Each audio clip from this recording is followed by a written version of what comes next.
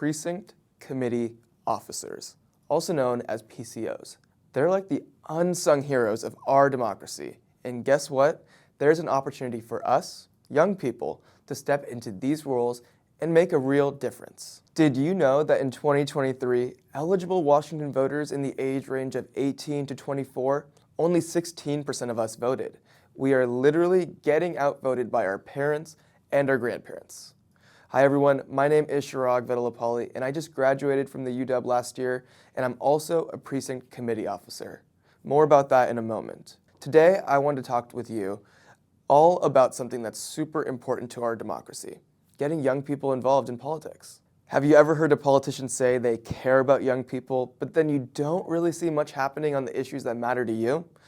Well, I believe we can change that. So what exactly is a PCO? The unsung heroes of our democracy. PCOs work within a political party to help their party get people elected. So you could be a Republican PCO or a Democratic PCO. As you all know, the Democratic and Republican parties have different opinions on so many issues. However, they both have documents known as party platforms that state their beliefs.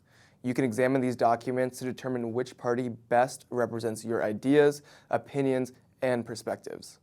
A PCO organizes and mobilizes voters within a specific geographic area known as a precinct. Both the geographical and population size of precincts in Washington vary widely. A precinct may contain several blocks in an urban area or consist of a group of houses in a more rural setting. There are approximately 7,500 precincts in Washington, and each precinct has on average 550 registered voters. Large counties like King County have 2,766 precincts, and smaller counties like Island County have just 90 precincts. I'd like to sum up the responsibilities of being a PCO into three main jobs. First, they get out the vote. The most important job of a PCO is talking with their neighbors. When elections are near and ballots are being mailed out, PCOs will take part in get out the vote efforts and encourage voter turnout, share information about candidates, and party initiatives. Second, they get to get involved in their political parties by attending county party and legislative district meetings.